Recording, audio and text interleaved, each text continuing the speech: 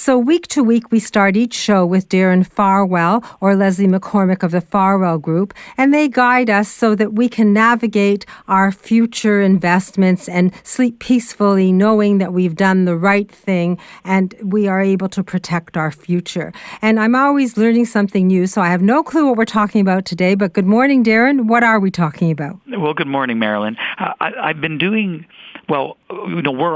as a team, we're always looking at how we can do a better job of helping service widows and helping them increase their confidence in managing their financial future. That means a lot of reading, looking at a lot of research, and some of the numbers that keep popping up, I find rather surprising, even for someone who's been involved in this area for quite some time now. So I thought today I'd just start with the facts. I don't know if you're those of you listeners to A Woman's Perspective on Saturday mornings remember that show Hawaii 5-0. I remember that show. It was fun. Yes, remember he used to always say, "Just the facts, ma'am." Oh, okay. So just the facts, Darren. So here are some facts. 70% of all married baby boomer wives will experience widowhood. 80% of men die married, yet 80% of women die single. 70% of widows will consider changing their advisor after their spouse dies, in particular those who didn't ever have a good relationship with that advisor when their spouse was alive. This one shocks me. The average age of a wife becomes a widow is 59.4. And she may live at least another 15 years or more on her own. Many women will be dual inheritors as they are given money from deceased spouses and their parents. So they have potential for receiving much more money even than they'd thought of, and therefore might have to make decisions on a larger lump sum of money than they'd ever considered. So that's a lot of numbers, but at a high level, what it tells us is, surprisingly, widows comprise one of the fastest growing segments of our population in North America.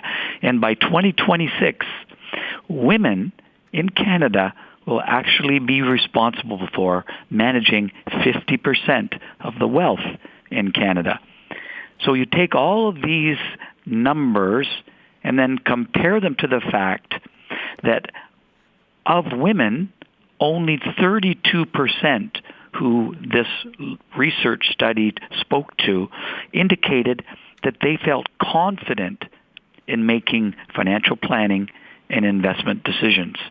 So here we are with such a significant percentage of the population managing a significant percentage of the country's wealth, not feeling comfortable about that.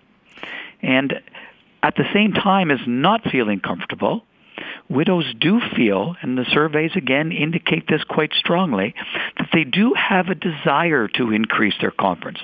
They have a desire to sort of empower themselves to take some action and get better, feel better about the decisions that need to be made. And so when widows were asked how they might do that, they described lots of different ideas. However, the predominant answers were as follows. Number one, working with a trusted professional.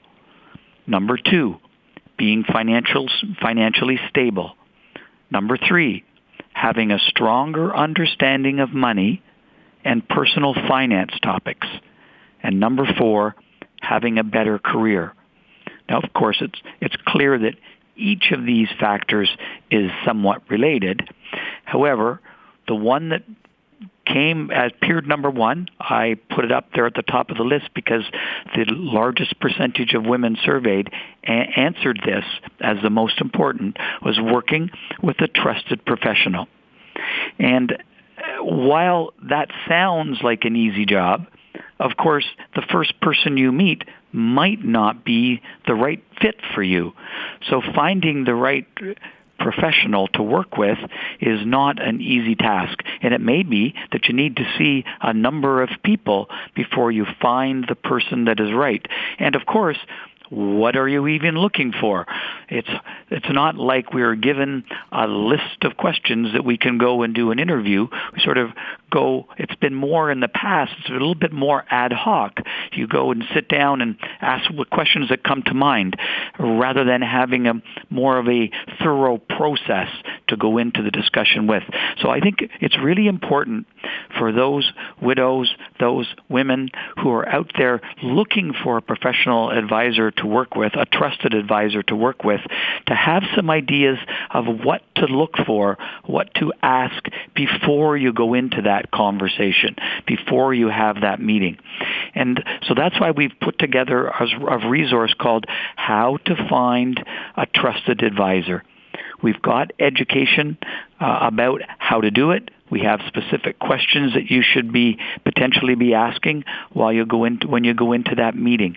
And if listeners would like to take a look at that list of questions and understand what we consider to be a good process for choosing a trusted advisor, we'd be glad to forward that along to you. So how to find a trusted advisor. Generally, I find that over the years, your practice has moved towards giving guidance specifically to women and especially widows who want to navigate their own finances. So I guess that's why you designed this How to Find a Trusted Advisor. If someone wants that document just to look it over and figure out whether they want to speak to you or someone else, how do we reach you? Yeah, well, I'd be glad to take a telephone call at 416-863-7501. But before I move on, just want you put that together very well, Marilyn, because remember that statistic that, in fact, 70% of widows do look for another advisor after their spouse dies, particularly if there was no relationship ahead of time. So there are a lot of people out there looking for potentially another advisor. And so these questions can give you some idea of the things that you might consider being prepared for when you go into that meeting. Well, information can't hurt you. It can empower you to make an informed decision. And that's what From a Woman's Perspective is all about. And that's what you're about. So thank you for putting together the How to Find a Trusted Advisor booklet, or what would you call it, a brochure? Well, we actually have a couple of pages resource that we take from Leslie's book, Bank on Yourself. There's actually a chapter in that book that deals with how to find a trusted advisor. And we use that chapter that we will forward along to anyone who's interested in that specific topic. So that topic is available to you. You can address How to Find a Trusted Advisor. And I guess we could suggest that someone could come to my store and get a signed copy of Leslie's book and read the whole book and empower themselves. Bank on Yourself, Why Every Woman Should Plan to Be Financially Single, even if she's not. Thank you for offering the information. Thank you for sharing those valuable facts. You always make my mind work, and I can hardly wait to hear what I learn next week. Darren Farwell will be at the other end of the phone number 416-863-7501. Ask your questions, get your answers, and be empowered to make your informed decisions when it comes to finances and retirement. Thanks again, Darren. Speak to you next week. Always nice to be here. Bye, Marilyn. Bye. So in a moment, we'll continue, and you'll be empowered with more information from my team from a woman's perspective here on Zoomer Radio.